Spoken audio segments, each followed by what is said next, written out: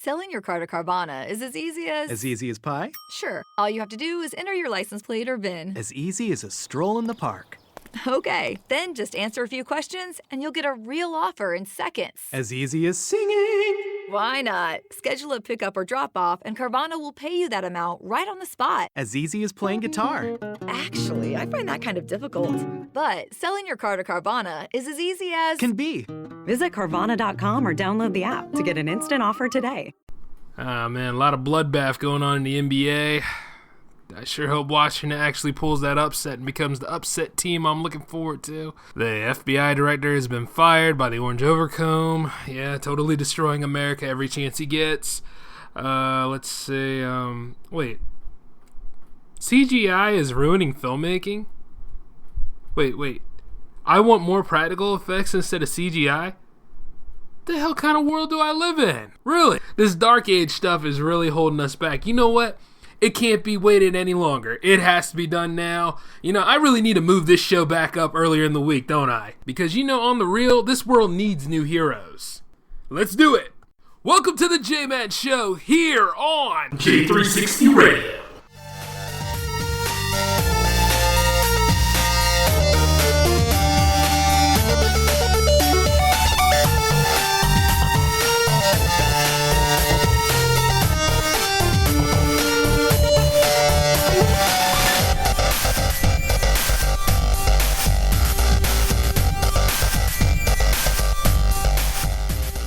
Judy was boring. Hello. Then Judy discovered ChumbaCasino.com. It's my little escape. Now Judy's the life of the party. Oh, baby, mama's bringing home the bacon. Whoa, take it easy, Judy. The Chumba life is for everybody. So go to ChumbaCasino.com and play over 100 casino-style games. Join today and play for free for your chance to redeem some serious prizes.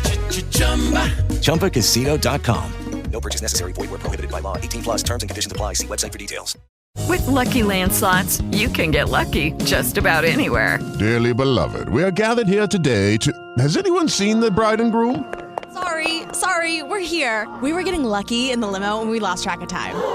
No, Lucky Land Casino, with cash prizes that add up quicker than a guest registry. In that case, I pronounce you lucky.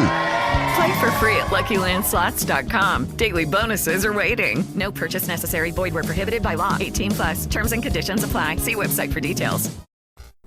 Hello, J360 Legion, and it's good to be back on the J-Man Show for episode 24. I'm your host, Jay, of course, and man, do we have some issues to cover today. But hey, don't worry. It's not a Black Label episode today. As a matter of fact, it's quite different.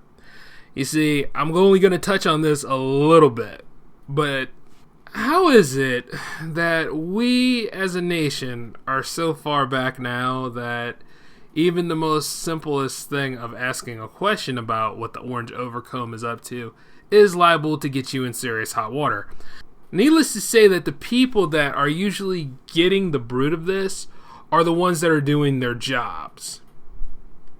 You need competent people in charge of these offices. You cannot have this whole thing run by a gaggle of idiots. I mean, this doesn't make any sense anymore. You see what I'm saying? Like, yeah, I'm talking in terms of the firing of former FBI Director James Comey. You know, Comey has made some interesting investigations. I mean, like, we all seen the 2016 election, haven't we? That's how we got to this point. You know, but needless to say, you were all warned in that about what kind of person you were going to put in this office, and needless to say, you went for the second choice. You know, and there could be a whole factors of why this has happened, but we're not going to get into it. See, the firing of Comey during a time when there's a lot of civil unrest and everything else, it's just a political backfire. And you see, Trump stands with anything he does. Even though it could be the most morally wrong, it could be the most critically destructive thing for our country, this fool will go ahead and do it. And needless to say, like, we already have enough problems going on with all the people that follow him, not to mention the guy who's in charge of the FCC, Patel. So as he's still in charge and trying to find ways to shift and control the internet, it's just a lot of stuff is going down, folks. Don't ever think about fear of us going to war. We are already in a war, as far as I'm concerned. We at this time when our nation has to prove that we are better than our government. And right now, our government is just gone to pot because all these fools are showing off. I mean, did y'all see the Sally Yates? I should call it a debacle.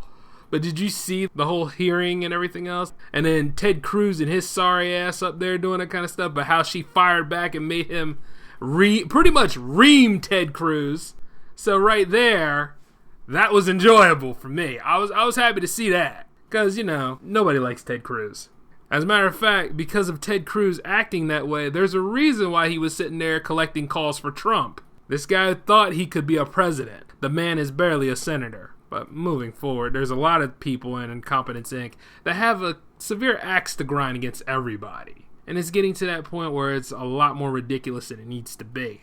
I am going to say this much, though, it's a negative score to fire the FBI director when you don't have anybody in place. You can disagree, but you have to work together. See, this guy wants to work with people he like, and the ones that like him a lot more than he likes them. That's the thing. It doesn't work like that. In real life, it doesn't work like that. Maybe in Trump Tower and maybe in whatever little bullshit world he lives in, it works like that. But no, it doesn't work like that. You're not going to always work with people you like, okay? That's a little realism for all of you out there that think that this delusional way of doing things is the best way to have people on your side. No, it doesn't work like that. I know this from a standpoint because a lot of people don't like me, and needless to say, I don't like them. But the thing is, if there's a road there where we can actually achieve something, it's bigger and better than our egos and our preferences. You know what I'm saying? It's supposed to be a line you don't cross, but allegedly it doesn't take much to step on somebody's toes these days, and some people don't know how to tone their fifis off. See, the thing about Comey was finding some stuff. And you notice that he was getting a lot closer to the whole Russian probe allegation. So as that was becoming a thing, old Donnie boy, he didn't incriminate himself enough apparently by going ahead and cutting this man from his job. If I was him and I had something to hide like that, it's been a good run. But outside of all this stuff, now he just made himself look even more guilty by pulling this string. He's like, my critics will thank me. No, your critics have more flack to go on. Far from it. See, this is what happens when you're not being tactful. You don't start a war you can't hope to win. And needless to say, this man, so many things are just firing off the gambit because, you see, it's pretty much the billionaire's ball over there. And these are not the billionaires that are actually living within our conventions here. I can understand that some people are not getting the best in life. Some people are trapped in a world they never made. But needless to say, you can do something about it. It's just like when you go to a pyramid scheme sort of scenario, they're going to give you that shot of optimism, right? That's pretty much what this whole Trump thing was anyway. It feels like a giant pyramid scheme, and we're all the pyramid. We're all at that bottom of the pyramid as far as I'm concerned, because the ones that are up there at the top, you see them every time you take a look at his Twitter profile and everything else. All those people that were out there having a park celebration as soon as the healthcare bill, which is very flawed by the way, went through to the House, all them people standing right there, that's your top of the pyramid right there. No matter how you look at it, we're at the bottom of the pyramid because of nonsense like this. And needless to say, we could climb up, but it's going to take one hell of a jump. And firing the FBI director, who was pretty much doing his job, that just incriminates you more. And then not to mention that Mitch McConnell, with his cowardly self, and he denies any idea of getting a special prosecutor, which that needs to happen. Should have happened from the get. But needless to say, I hate to do this. I really do, but I got to. This is stupid. You see what I'm saying? If you know that something is wrong, why are you trying to cover it? Go on ahead and own up to it and get it over with. But you see, Donald Trump hasn't really owned up to too much anything. These are things that you have to find out basically because somebody that he knows, that he pissed off. And the dude is pissing off the right people, by the way. It is getting to that point where these people are not facing their constituents. They're not owning up to anything. And the thing is, we as the American people, we all knew this was going to happen anyway because they tried to get rid of the Ethics Center. Remember? The Center of Congressional Ethics? They tried to get rid of that. The signs were there. They were going in to do some outrageous crap. Everybody's like, he's trying to give total control back to the states. No, not just that. I think he's trying to totally control everybody. I mean, you all can say 1984 if you want to. I keep saying that it's more of Animal Farm mixed with Fahrenheit 451. Because you see, slowly but surely, our government is becoming the thing that they hate the most. They are so far beyond becoming the way where they are shifting to the point where they're not even being reasonable anymore. They're pretty much being an enemy to the people that they're supposed to protect. And then they got the nerve to want to throw our safety in the mix of it all. We're Fahrenheit 451 because quite a lot of us don't give a damn. Quite a lot of us will sit there and say, we don't care about politics, but when you share like a political post of what's going on, we take the time to give a damn enough to comment on it, right? We take the damnness time to come in and say, well, I don't care about no politics, but you know, I am a third party voter. I don't trust any of this. Like deep down on the inside, okay, guess what? Whatever, all right? It's good that you are about something. So that means that you're about something. Yeah, you don't care about shit, but you're about something, right? See the contradiction there? Don't hurt yourself on this. Okay, it's why I don't have religious debates. The point is that you know the difference between right and wrong. And while we all have rules and obligations to follow, sometimes them rules are so damn stupid they need to be broken.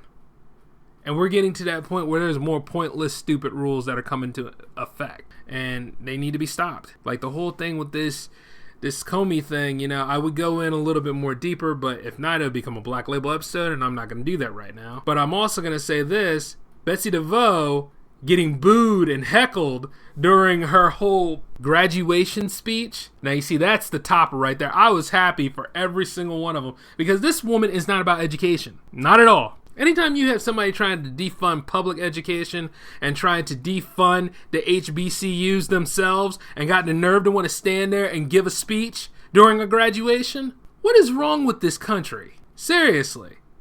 Anything to impede progress, right? Anything to move forward. Let me tell you something. If there's one thing people are afraid of change. They're afraid to take and make change. They want change, but they're not going to take the time to pursue it. Yeah, there's going to be a moment where you're not making as much money as you used to. There's going to be a moment where, you know, all that livelihood that you had is not there anymore. There's going to be a moment where you may need to change your job so you can have happiness. So you can have a new beginning for yourself. And that's what matters. You know what I'm saying? But you see, nope. Too set in your ways. Nope.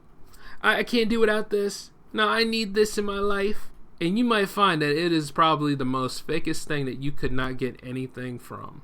And you're still holding on to it. That is the saddest thing about our society. You know what I'm saying? See, the thing about it is, when I had my moment of unemployment, I learned to do without things. I learned to become a little bit more of a survivalist. I knew to be aware of the value of things. You understand what I'm saying? Sometimes unemployment and sometimes the weirdest things in your life can actually be a wake-up call for you. So that you don't take things for granted. Oh, the surprises in life, right?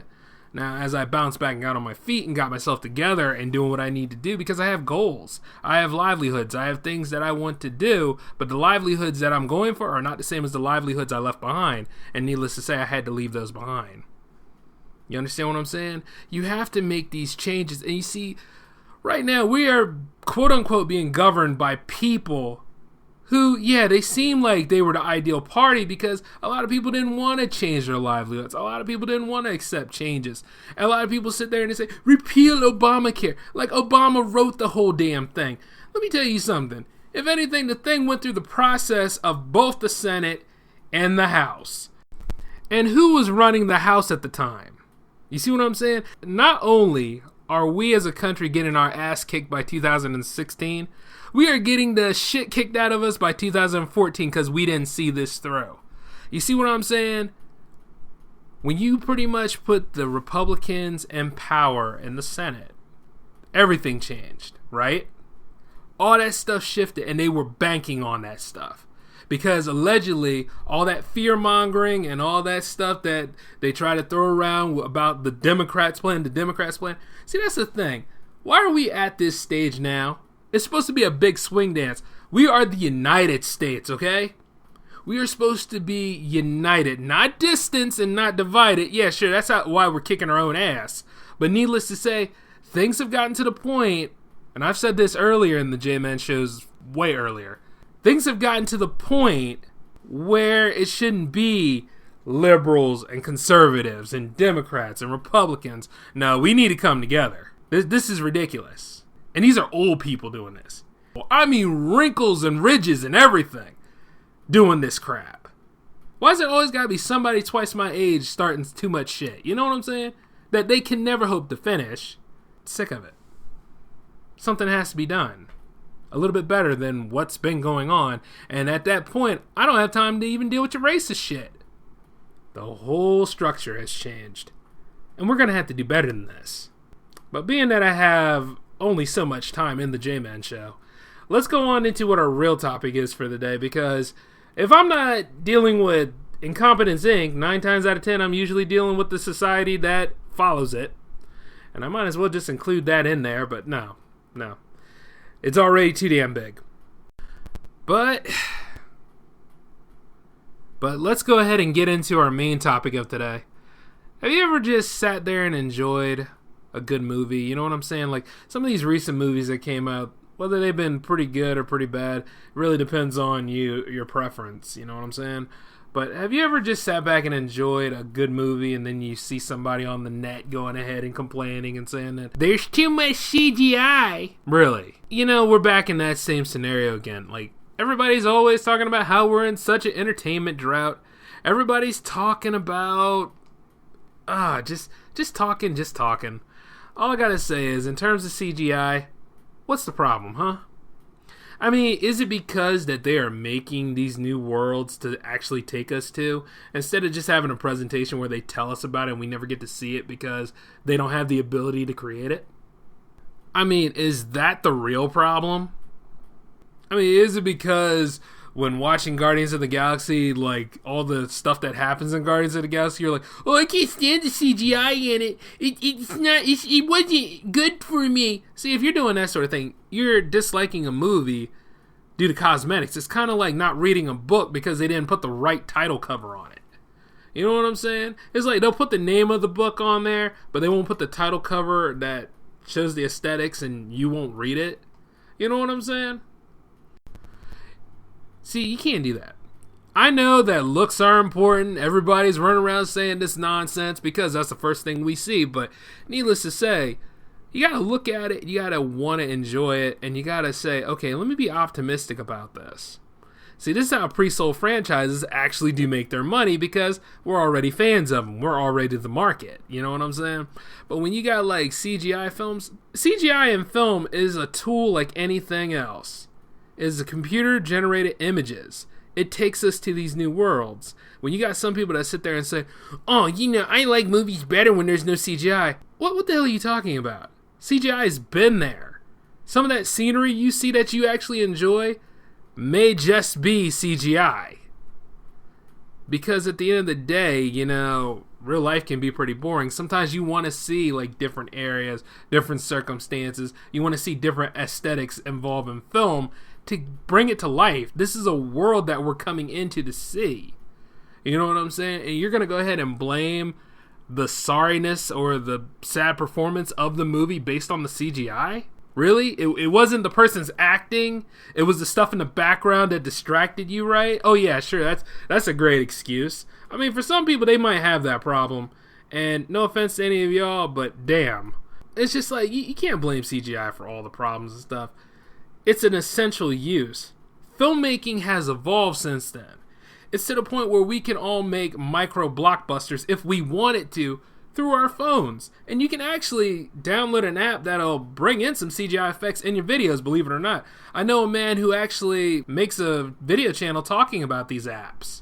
The point is that when you have people who sit there and complain about this stuff, 9 times out of 10, it's either because A, they're not studying on the aspect of what makes it so great, or B, they think that they cannot afford the programs to use it. C, they're so butthurt about Star Wars special editions and the prequels because of George Lucas using CGI and destroying their masterpieces. to the point where they sit here and they make this complaint. I mean, I can understand, like, the special editions weren't perfect, but then again, no movie is perfect. The prequels weren't perfect. I mean, if you think about all these movies are flawed. But without CGI, we wouldn't really have, the Lord of the Rings series that good, would we?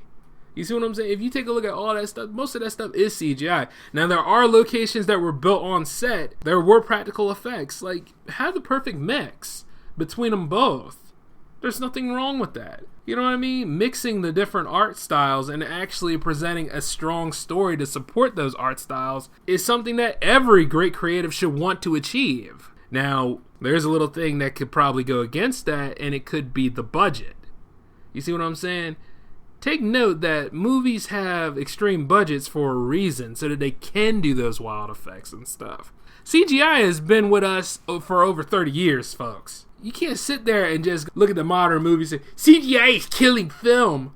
That is so stupid. It's an ideologue that should not even be an ideologue. CGI isn't destroying film. Weak story and characterization is destroying film. Filmmaking companies are not pursuing newer stories. They going for the pre-sold market because people are going to go. It's like if, I got somebody in my team who actually brought this up. He's going to sit there, he's going to talk about superhero films and stuff. But you see, he was going off of a narrative that's been so overplayed, saying that the superhero trend needs to end. No, it doesn't. No, it doesn't. The superhero trend doesn't need to end. What you need to do is go ahead and open your mind a little bit. Look at the other films that are out there, and don't go to the superhero ones then. Because guess what? You can't participate in that conversation unless you're willing to go and watch some superhero films. It's just like, if you're going to talk to me about Final Fantasy 15 and you're going to try to say like, because you have to buy DLC, it's not a good game. The Final Fantasy should be a complete story. And it was, but the DLC that you're paying for is actually dealing with another person's story, another person's scenario. It deals with the value of what you're paying for. And we'll get into that whole DLC argument some other time. But that's the way the market is. And right now with this, these films are made with CGI because there's a story to tell, and usually the CGI is supposed to help carry the story.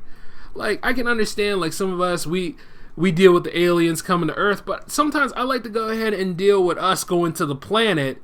And the thing is, you can use practical effects, but that can only get you so far. And then sometimes practical effects can be a little bit more tedious than CGI. Not to say that, one isn't without its cons and the other one isn't without its cons either. Both are very tedious because this is how meticulous that filmmaking is. Especially when it's, digitized. You have a crew of people working on this in post. And you mean to tell me that you're so upset about it because of the narrative that, they overuse it, they underuse it, they do. No. It depends on the preference and the value. Like, what are you going to use it for? You know what I'm saying? Like, take it from me. As a filmmaker myself, I would use both of them. I would use the practical effects to help carry the effect longer, but I would use the CGI to get the tone right. And if there's explosions in the fight scene and everything else, do you not know how much work goes into making sure that stuff looks good? You see what I'm saying? The ones that are on the outside looking in, they're always going to say it, but they're always going to miss the big story about it. And sometimes there's a whole list of factors. It could be the most greatest CGI film ever made, but there is such a thing as poor reviews. Poorly reviewed stuff, such as Transformers 2. When you look at Transformers 2, there's stuff there that's full of plot holes and things are bad. But it's not the CGI. The CGI, if anything, was the saving grace of the film. And, random explosions and stuff like that. But, you still want to see the robots battle each other. Even though they did draw Optimus' death a little bit more than it needed to be. And, that was one of my flaws with it. But needless to say, aesthetically, those films look good because of the designs of the robots. And you got to give hats off to the designers for actually making them look good on film like that, because it could have looked a lot worse. You know what I'm saying? And like when you look at like certain films such as Ang Lee, when Ang Lee directed the Hulk in 2003 and you saw like the CGI for him, yeah, it looked like hell, didn't it? But you see, the thing is, they got better with it to where they actually got him right now. And then when you look at Godzilla 98, that didn't age well, but it doesn't look like shit. You know, it's just pretty much a sign of the times, of the evolution of the technology. Each of these films played a role in the evolution of CGI, and that's what you need. It's a tool. But when you sit there and you complain about it and stuff, I mean, like I said, I think we as people, we just naturally need to find things to bitch about. So as we sit here and we complain about these different circumstances regarding the filmmaking market, it's just so sad, because you got some people that sit there and do that kind of stuff. And then you have people who are also sitting there saying, I can't use CGI in my film, it's too expensive. There are programs out here you can use for that effect. Now granted, you might have to do some doctoring up, but After Effects, Hitfilm, and Nuke, if you do have the money for Nuke. You know, Nuke is pretty much buying Avid. So there you go. And you're welcome. See, because you can do those video effects. But you just, if you're lazy and you don't take the time and you're not being meticulous with your education on the subject matter, you're not allowing yourself to do it. If you take a good look at, like, the Fantastic Four, Rise of the Silver Surfer, yeah, it was a horrible movie in context, but the special effects in it, especially with the Silver Surfer, they were pretty good. And you can't do something like that with practical effects and give it that shine to it. That's something that needed CGI. But when you have people that sit there and they complain about these things, or it's just what holds filmmaking back.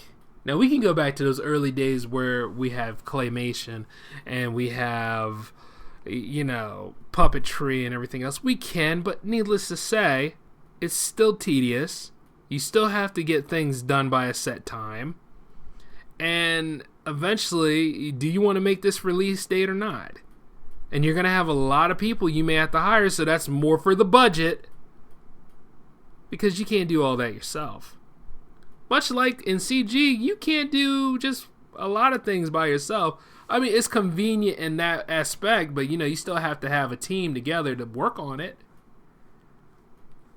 But you see, that's personnel, and usually that's a different topic than what I have planned for this whole thing. But don't just hate a movie just because it has CG in it. Just remember the genre that it's about. And any movie that you think doesn't have CG in it, oh, I guarantee it does. I really do. Because you know why? Filters, post-op, and everything else, it has some sort of effect, and that is a form of CG because it's computer generated. So any sort of thing that you sit there and say about this kind of stuff, and you can debate me on this if you want to, it's there. I mean, I remember a friend of mine debating me about The Shadow from 1994 not having CG. Boy, did he lose that argument. Because he's on that narrative and that ideologue. A lot of you do not like the Star Wars prequels. I know. A lot of you do not like the Star Wars special editions. I know. But I know you own them.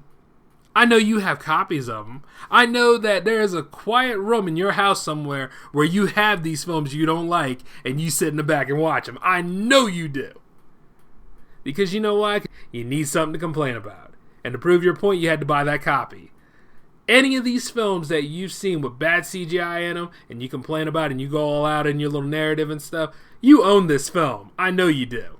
Because I own them too. And yeah, just like what I said in my Doom Redemption, remember that? Like, the CGI really was underwhelming in that film. I'm not going to say all CGI is good, but I'm going to say it was there because it served a purpose in the movie. And see, that's the difference of it all. CGI is a part of our lives, and it doesn't need to be beaten down just because some people just don't like the movie, but they have to find something to hate about the movie to give them that sort of credibility. And I can go in depth with this a little bit more, but not right now, because, you know, we got more to cover in this episode. As a matter of fact, I did remember telling you all last episode that I had 2 film redemptions for you, but it turns out that that other film redemption is actually going to be used in the next episode because we got to get ready for Alien Covenant. So, I'm going to go ahead and put that one on hold. But you see, the film that I am going to redeem today, however, is a little known film made by George Lucas during the 80s, and it is a fine example of how practical effects and CGI sometimes doesn't make things work out the way you plan them to, and it really depends on the preference of the film.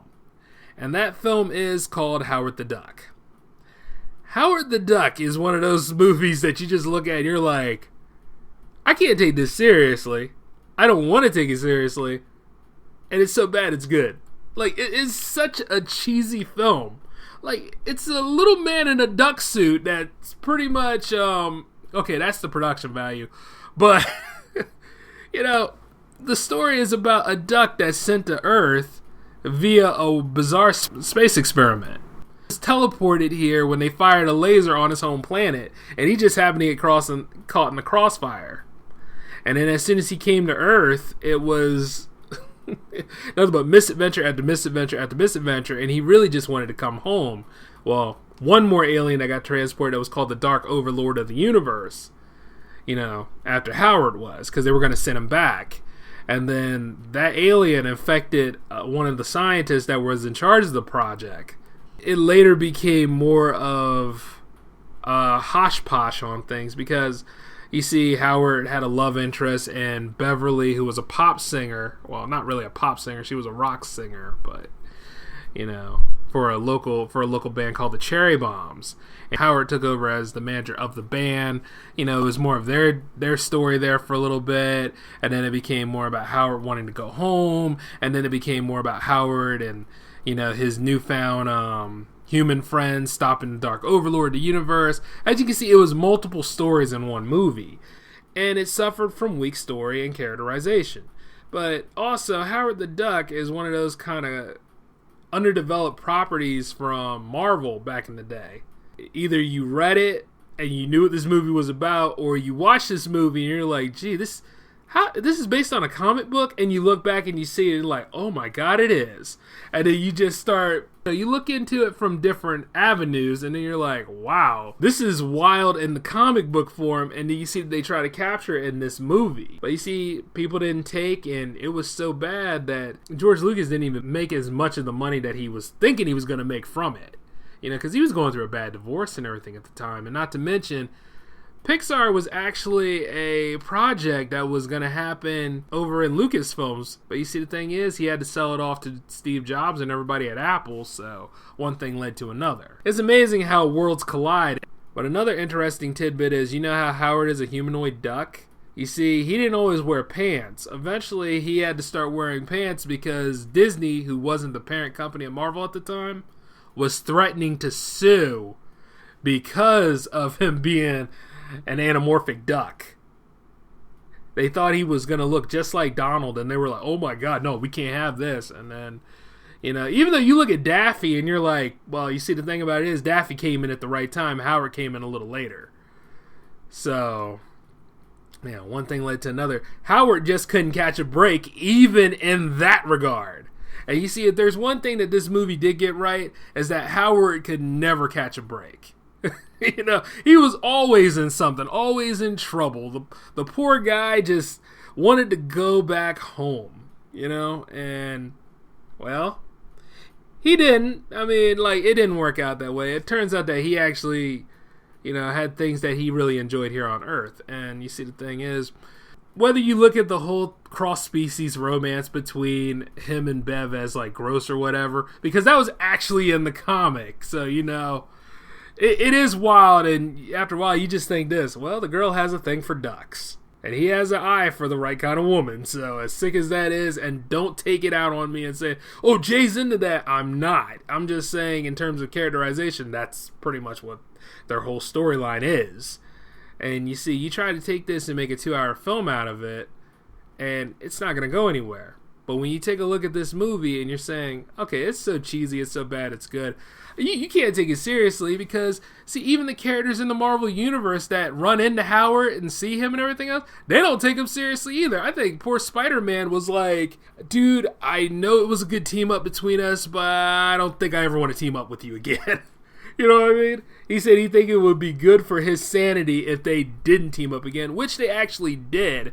And not only that, this movie actually inspired more Howard fans to the point where after, you know, Steve Gerber and Marvel settled their differences, that Howard was given a whole new run and everything else. So you see, sometimes a bad movie that comes from a property can actually make the original property better because it was so bad that people were interested to see where this idea came from. You see what I'm saying? So sometimes when you make a flop, it's not necessarily a flop. It's a flop in one medium, but it might be a success in another medium. That's just the way it works. Like, I'm sure the worst thing I'll probably create will probably be the one that will make things happen, you know? And that goes for any of you other creatives out there. If you make something that seems like it completely sucks, chances are it has success in there somewhere. And the thing is just give it that push. And that's all you really need to do. But for those of you out there that want to look at a cult film, you know, look no further than Howard the Duck, because Howard the Duck is just what can you say about Howard the Duck that hasn't already been said, you know? It's just one of those movies that everybody knows it's bad, but it's so good that it is bad that you need to watch it if you haven't watched it. It deserves at least one watch. And that being said is why it's being redeemed on the J-Man Show today. It's a crowd favorite. Like, I remember sitting there watching it with my dad, and I was like, even as a little kid, I was like, wow, this is so unbelievably bad, but I like it. And a matter of fact, I think my dad said I even ran the tape out one time by just rewinding it back and watching it multiple times. And not only that, as a filmmaker, you want to watch bad movies, or quote bad movies, because, you know, episode 10 depends on preference. But you want to watch these kind of films because it teaches you of what not to do. And you see, the thing about it is that film is a pinnacle of what not to do when it comes to story and characterization. But it also lets you know that you can go ahead and make something outrageous and it will find its audience eventually. Because, see, as age got to this film, a lot of people look at it fondly now. So, you know, it's little things like that that brings life to certain movies. And the second film I'm going to keep as a surprise because I'm going to hold it over to 25. Because there's a lot of bad movies I need to watch. And so we're going to consider 25 to be a bad movie episode. So, yeah. And a lot of movies I need to watch. And needless to say, this franchise, as a matter of fact, it's going to be a combination of two franchises. And those two franchises are in dire need of reboots. But let me tell you this much, though. You're going to be in for a surprise, and you're going to enjoy it, because it's going to be something that you'll least expect, and I'm going to keep it on the wraps. So, you know. As a matter of fact, it might be an episode full of film redemption. So, wish me luck on this, but I need to go on ahead and take a swing for it. And outside of all that, that's all I have for you for the J-Man Show today. You know, because I wanted to go ahead and, you know, try to handle this CGI conversation. You know, I wanted to handle this CGI conflict that people have, and I also wanted to address, you know, a cult film that was dear to me and give it a redemption. So, you know, I think I succeeded in both regards, if I'm not mistaken. But then again, this isn't about me tooting my own horn. And for those of you that actually, yeah, you know, I'm sure some of you probably called me out on this, but I didn't have a question of the week for you last week. And, you know, that's mostly because I was trying to get all the J360 franchises together again. So I apologize for not having one for you. And considering it was a Black Label episode, it would have been out of place. So I will start these up again on episode 25. And hold me to it. Nah, I'm just kidding. I'll remember. But outside of all that, though, that's it for the J-Man Show today, ladies and gentlemen. And I'd like to thank all of you for coming in. Please come back next Thursday at 7 p.m. and we are going to be discussing, you know what, it's a secret. I'll see you then, all right? Laters.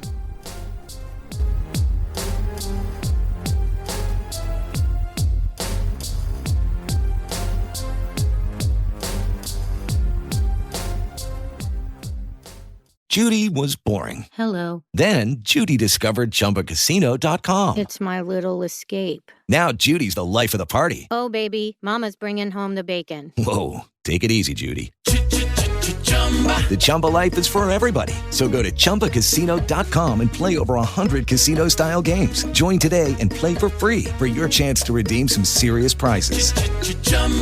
ChumbaCasino.com. No purchase necessary. Void where prohibited by law. 18+ terms and conditions apply. See website for details.